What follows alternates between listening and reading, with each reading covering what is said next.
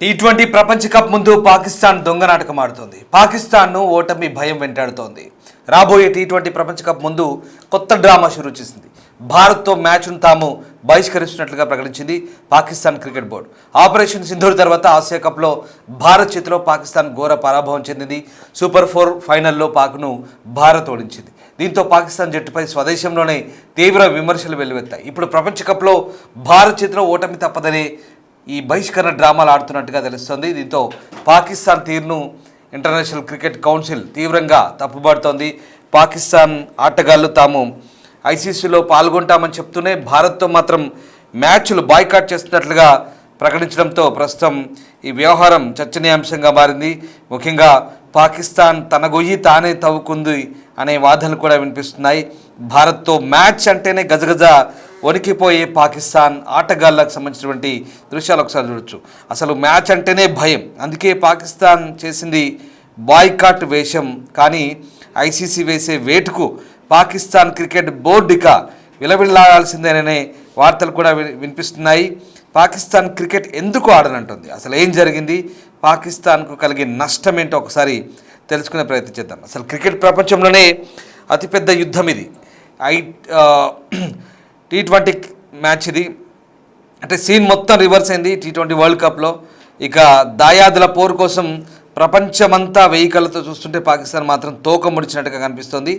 Yes, మీరు వింటుంది నిజమే. టీ20 వరల్డ్ కప్ 2023లో టీమిండియాతో 26లో టీమిండియాతో ఢీ కొట్టేది లేదంటూ పాకిస్తాన్ సర్కార్ సంచలన ప్రకటన చేసింది. భారత్తో మ్యాచ్ అంటేనే భయపడుతోంది. అందుకే పాకిస్తాన్ చేసిన బాయ్కాట్ ప్రకటన అనేది ఒక కొత్త డ్రామా. ఎగ్జాక్ట్లీ, అసలు ఆట ఇక్కడే మొదలైంది. భారత్తో మ్యాచ్ ఆడకపోతే టీమిండియాకి వచ్చే నష్టమే లేదు. కానీ పాకిస్తాన్ పరిస్థితి ఇప్పుడు కుడిదిలో పడ్డ ఎలుకలా మారుతోంది. ఎందుకంటే ఐసీసీ కనుక పంజాబ్ విసిరితే పాకిస్తాన్ క్రికెట్ చరిత్ర పుటల్లో కలిసిపోవాల్సిందే. అసలు పాకిస్తాన్కు కలిగే కోలుకోలేని దెబ్బ ఏంటి, అసలు ఐసీసీ తీసుకుపోయే ఆ బ్రహ్మాస్త్ర లాంటి నిర్ణయం ఏంటో ఒకసారి తెలుసుకునే ప్రయత్నం చేద్దాం. పాకిస్తాన్ ఆడకపోయినా భారత్కు వచ్చే నష్టం లేదు. ఎందుకంటే ఐసీసీ రూల్స్ ప్రకారం భారత్కు నేరుగా ప్రస్తుతం అయితే వాకోవర్ ఇచ్చేస్తారు. అంటే ఒక్క బంతి కూడా వేయకుండా, ఒక్క రన్ కూడా కొట్టకుండా టీమిండియా ఖాతాలోకి 2 పాయింట్లు వచ్చేస్తాయి. సో అది పరిస్థితి. ఆ రకంగా ప్రస్తుతం ఇండియాకు ఒక రకంగా లాభమే. తర్వాత పాకిస్తాన్ టోర్నీలో తర్వాత స్టేజ్కి వెళ్ళాలంటే మిగిలిన అన్ని మ్యాచ్ల్లో విజయం సాధించాలి. గెలవకపోతే ఇక ముల్లే మూట చదువుకొని ఇంటికి పోవాల్సిందే. ఇక రెండోది, అసలు పాకిస్తాన్ క్రికెట్ బోర్డు ఆదాయంలో ఎక్కువ భాగం ఐసీసీ ఇచ్చే గ్రాంట్ ద్వారానే వస్తుంది. భారత్ ప్యాక్ మ్యాచ్ ఈ 2 దేశాల మ్యాచ్ రద్దయితే ఐసీసీకి బ్రాడ్కాస్టర్లకు దాదాపు 1000 కోట్ల నష్టం. ఈ నష్టాన్ని భర్తీ చేయడానికి ఐసీసీ పాకిస్తాన్కి ఇచ్చే వార్షిక ఆదాయ వాటాలో భారీగా కోత విధిస్తుంది. ఇది ఖచ్చితంగా జరిగే పని. ఎందుకంటే ఇది పాకిస్తాన్ దేశవాళీ క్రికెట్ను సంక్షోభంలోకి తీసుకొచ్చే ఛాన్స్ ఉంది. ఇప్పటికే ఆర్థిక నష్టాలు ఉన్న పాకిస్తాన్కి అయితే ఇది కోలుకోలేని దెబ్బ. ఇక మూడోది, అంతర్జాతీయ క్రికెట్ నుంచి పాకిస్తాన్ను గెంటేసే ఛాన్స్ ఉంది. మనకు తెలిసిందే, ఇప్పటికే బంగ్లాదేశ్ను మేము ఆడము, బంగ్లాదేశ్ కూనలు ఏం చేశాయి, మేము ఆడము, మాకు భారత్లో రక్షణ లేదు అంటే, సరే మిగతా ఐసీసీలో అన్ని సభ్య దేశాలందరిని అడిగారు, మరి బంగ్లాదేశ్ ఆడ అంటుంది, భారత్లో మీరేమంటారు అన్నారు. మిగతా దేశాలన్నీ ఏమన్నాయంటే చాలా మూర్ఖంగా మాట్లాడుతున్నారు. భారతదేశం చాలా సురక్షితమైన ప్రాంతము. భారత్ ఇంగ్లాండ్ తర్వాత క్రికెట్ పుట్టినిల్లు ఇంగ్లాండ్ అయితే ఎలానో ఇప్పుడు ఆ స్థాయికి భారత్ కూడా వచ్చింది. భారత్ చాలా సురక్షితము, మేమంతా భారత్కే ఓటేస్తామంటూ మొత్తం భారత్ వైపే మద్దతు ఇచ్చారు. దీంతో ఇక చేసేదేం లేక బంగ్లాదేశ్ కూనల్ని మొత్తానికే మెడల్ బట్టి బయటకు నెట్టారు. అంటే టీ20 వరల్డ్ కప్ నుంచి బంగ్లాదేశ్ అవుట్, దాని ప్లేస్లో స్కాట్లాండ్ వచ్చింది. ఇది మనకు తెలిసిందే, మొన్న జరిగిన విషయం ఇదంతా. సో ఇప్పుడు పాకిస్తాన్ కూడా అదే గతి పట్టబోతుంది. ఎగ్జాక్ట్లీ, ఎందుకంటే ప్రభుత్వ జోక్యం కారణంగా క్రికెట్ మ్యాచ్లను బహిష్కరించినందుకు ఐసీసీ నిబంధనలకు విరుద్ధం. సో ఆ రకంగా గతంలో శ్రీలంక, జింబాబ్వే బోర్డులపై కూడా ఇలాంటి కారణాలతోనే ఐసీసీ బ్యాన్ వేశారు. ఇప్పుడు పాకిస్తాన్ కూడా అదే బాట నడిస్తే ఆ జట్టును ఇంటర్నేషనల్ క్రికెట్ నుంచి తాత్కాలికంగా సస్పెండ్ చేసే అధికారం ఐసీసీకి ఉంది. అదే జరిగితే ఇక పాకిస్తాన్ టీం గల్లీలో క్రికెట్ ఆడుకోవాల్సిందే, అంతే. సో తర్వాత 4th వన్, స్పాన్సర్లు వెనకడిగేస్తారు, బ్రాండ్ విలువ తగ్గుతుంది డెఫినెట్గా ఇది మాత్రం. ఎందుకంటే భారత్ పాకిస్తాన్ మ్యాచ్కు ఉండే క్రేజ్ అంతింత కాదు. ఎందుకంటే ఈ మ్యాచ్తోనే పాకిస్తాన్ క్రికెట్ గ్లోబల్ స్పాన్సర్లు దొరుకుతారు.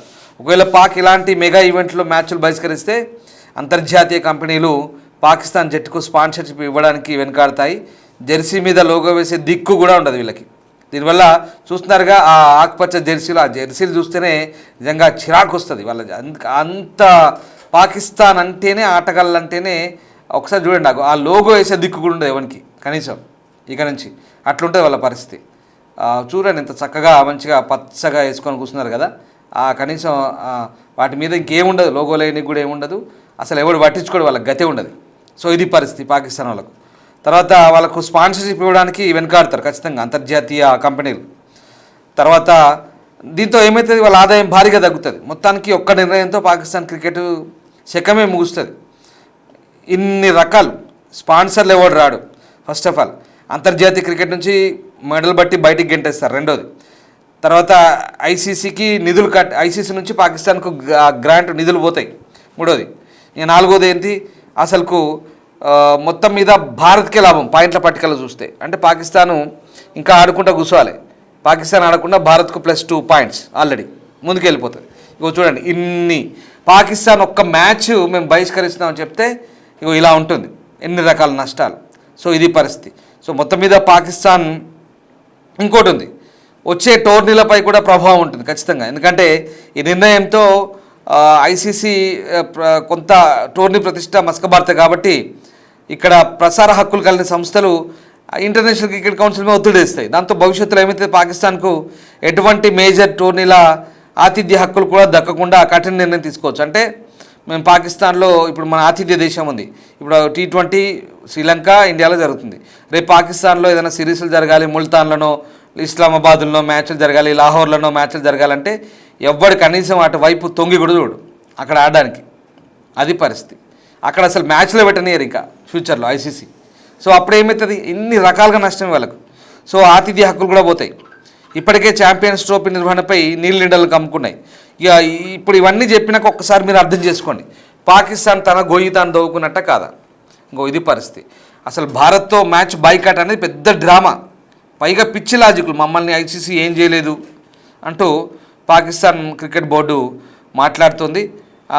T20 వరల్డ్ కప్లో భారత్తో పాకిస్తాన్ మ్యాచ్ బహిష్కరించిన తర్వాత అసలు ఈ మొత్తం అయితే ఒక హాట్ టాపిక్గా మారింది.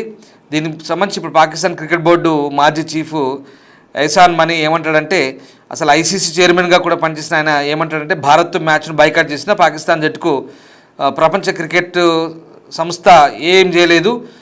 ఫిబ్రవరి 15 కొలంబోలో జరిగే గ్రూప్ ఏ మ్యాచ్లో పాకిస్తాన్ భారత్తో తడపడాల్సింది, కానీ పాకిస్తాన్ ప్రభుత్వం చెప్పిన లెక్కల ప్రకారం ఈ మెన్ ఇన్ గ్రీన్ జట్టు ఇండియాతో బహిష్కరించింది. సో అయితే తమ దేశ ప్రభుత్వ సూచనలు పాటించినందుకు ఐసీసీ మమ్మల్ని శిక్షించలేదు, మాకు ప్రభుత్వ సూచనలే ఎక్కువ, కాబట్టి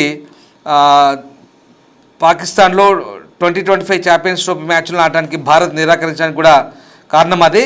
ఐసీసీకి ద్వంద్వ ప్రమాణాలు ఉండకూడదు. దురదృష్టవశాత్తు సమస్యను పరిష్కరించే బదులు ఐసీసీ కేవలం ప్రేక్షక పాత్ర పోషించనే వాస్తవాన్ని నేను గుర్తు చేస్తున్నా అంటూ, ఏ దేశమైనా దాన్ని ప్రభుత్వం జోక్యం చేసుకోవడానికి మీరు తలుపులు తెరిచి ఉంచారు, ముఖ్యంగా పాకిస్తాన్ క్రికెట్ బోర్డు చైర్మన్ ప్రభుత్వానికి సేవలు అందిస్తున్న మంత్రి అంటూ ఆయన చెప్పుకొచ్చాడు.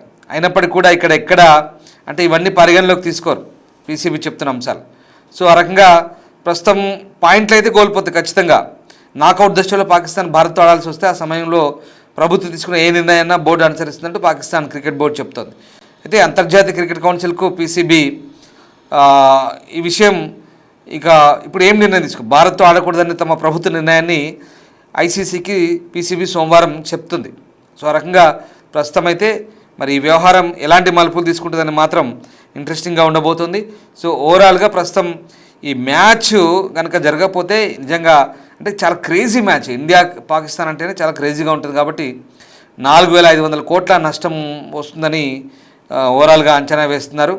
ఎందుకంటే స్పాన్సర్షిప్లు, ప్రసార హక్కులు, ప్రకటనలు, యాడ్స్, టికెట్ విక్రయాలు, వాణిజ్య కార్యకలాపాలతో కలిపి మొత్తం ఈ భారత్ పాకిస్తాన్ మ్యాచ్ల విలువ దాదాపుగా 4,500 కోట్లు. ఇందులో టీవీ, డిజిటల్ ప్రసారాల హక్కులకు సంబంధించిన ఆదాయము ఇవన్నీ కూడా ప్రకటనల రూపంలో 10 సెకండ్ల ప్రకటనకే దాదాపు 20 నుంచి 40 లక్షల మధ్య ఉంటుంది ఒక యాడ్ వేయాలంటే టీవీలో. సో ఓవరాల్గా ప్రకటనల ద్వారానే 300 కోట్లు వస్తుంది ఆదాయం. ప్రపంచ కప్లో సగటున ఒక మ్యాచ్ విలువ దాదాపు 135 కోట్ల పైమాటే. సో ఈ రకంగా ఇండియా పాకిస్తాన్ ఆడుతుందంటే ఇక మనకు ప్రత్యేకంగా చెప్పాల్సిన అవసరం లేదు, టీవీలకు అతుక్కుపోతారు ఎవరైనా. సో అది పరిస్థితి. ఇక్కడ ఏమవుతుందంటే ప్రకటన రూపంలో ఆదాయాలు నష్టపోతారు ప్రసారకర్తలు ఎవరైతే ఉంటారో. టోర్నమెంట్లో మిగిలిన మ్యాచ్లపైకి దీని ప్రభావం పడుతుంది, వ్యూస్ తగ్గుతాయి. సో ఆ రకంగా దాదాపు మొత్తం 350 నుంచి 400 కోట్ల మధ్య నష్టం ఉంటుంది. కానీ ఈ సభ్య దేశాలన్నీ కూడా ఆదాయాన్ని వాళ్ళకి పంచే ఆదాయాన్ని తగ్గిస్తారు దీని ద్వారా. దీంతో భారత్, ఆస్ట్రేలియా, ఇంగ్లాండ్ వంటి దేశాలకు ఇబ్బంది అయితే ఏం పెద్దగా ఉండదు. కానీ ఐసీసీ నుంచి వచ్చే ఆదాయం పైన ఎక్కువగా ఆధారపడి చిన్న దేశాలు మాత్రం నష్టపోతాయి. అందులో ఫస్ట్ పాకిస్తానే. సో భారత్, పాక్ రద్దయితే ఈ రెండు దేశాలు దాదాపుగా 200 కోట్ల చొప్పున నష్టపోవచ్చు. సో ఆర్థికంగా బలంగా ఉన్న మనకు బీసీసీఐకి 100 కోట్లు అంటే లైటు, పెద్దగా ఏముండదు, ఎందుకంటే కోట్ల ఆదాయం ఉంది కాబట్టి. కానీ పీసీబీకి పరిస్థితి అట్లుందా పాకిస్తాన్లో? ఇప్పుడు 100 కోట్లు అంటే వాళ్ళు కళ్ళకు అద్దుకొని తీసుకుంటారు. అసలే వాళ్ళ పరిస్థితి బాగాలేదు. వాళ్ళకున్న సిచ్యువేషను ఇప్పుడున్న పరిస్థితిలో వాళ్ళకి ఇప్పుడున్నటువంటి ఈ ఐసీసీ మొత్తం ఆదాయంలో పాకిస్తాన్ క్రికెట్ బోర్డు 5.75% తీసుకుంటుంది. అంటే సంవత్సరానికి దాదాపుగా $34.5 మిలియన్. ఏ జట్టు అయినా ఒక మ్యాచ్ను స్వచ్ఛందంగా బహిష్కరిస్తే దానికి బీమా కూడా ఉండదు. దీంతో పీసీబీ పెనాల్టీలు, ప్రసారకర్తల నుంచి చట్టపరమైన చర్యలు ఎదుర్కోవాల్సి వస్తుంది. సో ఇది పరిస్థితి ప్రస్తుతం. పాకిస్తాన్ అలాగే భారత్తో మ్యాచ్ ఆడొద్దని డిసైడ్ అయినప్పుడు ఐసీసీలో ఇందాక నేను చెప్పిన చాలా కారణాలు ఉంటాయి, అనేక రకాల కారణాలు ఉంటాయి. ముఖ్యంగా అసలు రెమ్యునరేషన్లు పోతాయి, అంతేకాదు ఫ్యూచర్ టోర్నీల మీద ఉంటుంది, చాలా రీజన్స్ ఉన్నాయి. వాళ్ళ పరిస్థితి అసలే బాగాలేదు. మొన్ననే వాళ్ళ ప్రధాని అన్నాడు, ఎక్కడ పోయినా ఆడుకోవాల్సి వస్తుంది, ఇజ్జత్ పోతుంది. సౌదీ, దుబాయ్, చైనా ఇట్లాంటి దేశాల నుంచి ఇప్పటికే అడుక్కు తింటున్నారు. ఆ దేశంలో పరిస్థితి బాగాలేదు. షెహబాజ్ షరీఫ్ ఓ దిక్కు, అసీం మునీర్ గాడు ఓ దిక్కు, ఇద్దరు కలిసి పెద్ద బిచ్చగల్లాగా తయారయ్యారు. ఎక్కడ పోయినా అమ్మ అప్ప అంటూ అడుక్కు తింటున్నారు. ఆ దేశాల నుంచి అప్పుల కోసం నానా తంటాలు పడుతున్నారు. ఆ దేశాన్ని తాకట్టు పెట్టడానికి కూడా చూస్తున్నారు. మనం చూసాం కదా, ట్రంప్ దగ్గర పోయి బలూచిస్తాన్లో రేర్ మినరల్స్ ఉన్నాయి, అంటే అరుదైన ఖనిజాలు ఉన్నాయి, ఇక మీకు గుత్తకు రాసిస్తాం, తీసుకోరు, ఎంతన్నా మాకు మాత్రం పైసలు లేరు, మీరు తోడుకొని పోరి. ఇది పరిస్థితి, వాళ్ళ పరిస్థితి ఇట్లా ఉంది. అంటే తాకట్టు పెట్టడానికి సిద్ధంగా ఉన్నారు ట్రంప్కు అసీం మునీర్ను షెహబాజ్. ఇది ఒక్క అమెరికాకే పరిమితం కాలేదు, అంటే ఆయనకు కూడా తన సొంత ప్రయోజనాలున్నాయి. అక్కడ క్రిప్టో కరెన్సీలో తన కొడుకు కంపెనీలో వీళ్ళు వాటాలు పెట్టాలి. సో అది పరిస్థితి. ట్రంప్ తక్కువడు కాదు. ట్రంప్కు ఆ దేశం ప్రయోజనాలు ఎంత ముఖ్యమో ఆయన కుటుంబ ప్రయోజనాలు కూడా అంతే ముఖ్యం. కొడుకు, అల్లుడు వ్యాపారాలకు సంబంధించి పాకిస్తాన్తో క్రిప్టో కరెన్సీలో అసోసియేట్ అయినారు.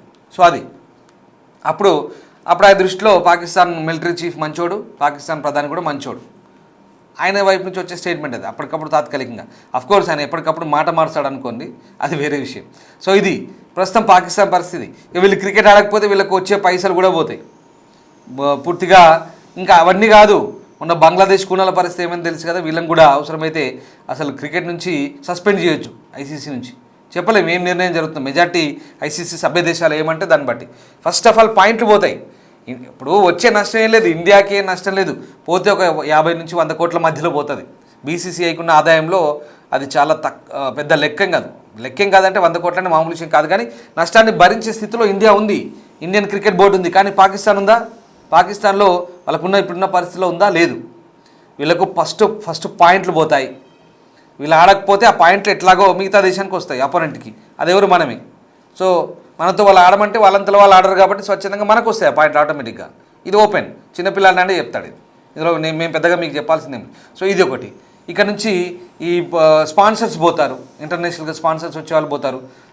తర్వాత ఎప్పుడైనా మళ్ళీ మా దేశంలో మ్యాచ్లు పెట్టి ఆడించారంటే కూడా ఎవడు రాడు, ఇక ఎవడు అటువైపు కూడా కనీసం తొంగి చూడు. చాలా ఉన్నాయి ఇట్లాంటివి. ఇప్పటిదాకా ఇవన్నీ కూడా ఎక్స్ప్లెయిన్ చేశాను. చాలా కారణాలు ఉంటాయి. పాకిస్తాన్ తీసుకున్న ఒక నిర్ణయం ఏమంటే మా ప్రభుత్వం చెప్పింది, మేము ఆడొద్దని. ఎందుకు అంటే భారత్లో పరిస్థితులు మాకు అనుకూలంగా లేవంటారు. అటు చెరపక్రా చెడేవంటారు కదా, బంగ్లాదేశ్కు పుల్లేసి వాళ్ళను ఆడకుండా చేసారు. ఇప్పుడు వీళ్ళ పరిస్థితి చెప్పలేం. రేపు మ్యాచ్ స్టార్ట్ అయ్యేసరికి వీళ్ళని కూడా సస్పెండ్ చేసి పక్కన పెట్టచ్చు. అప్పుడు ఎట్లాగో వాళ్ళ ప్లేస్లో స్కాట్లాండ్ తీసుకున్నారో ఈ పాకిస్తాన్ వాళ్ళ ప్లేస్లో ఇంకో దేశం కూడా రావచ్చు, ఏమైనా జరగవచ్చు. ఇది ఇంకా ఐసీసీ ఇంకా ఏం నిర్ణయం ప్రకటించలే. పీసీబీ పాకిస్తాన్ క్రికెట్ బోర్డు ఇప్పుడు చెప్తోంది. మరి ఐసీసీ ఏం నిర్ణయం అనేది ఇంకా వేచి చూడాల్సింది. డెఫినెట్గా ఖచ్చితంగా తీవ్రమైన నిర్ణయాలు ఉంటాయి, తీవ్రమైన ప్రభావం ఉంటుంది. పాకిస్తాను తన గొయ్యి తానే దోవుకుంటుంది లిటరల్గా చెప్పాలంటే. మీరేమనుకుంటున్నారు ఒకసారి కామెంట్ చేయండి. Thank you very much.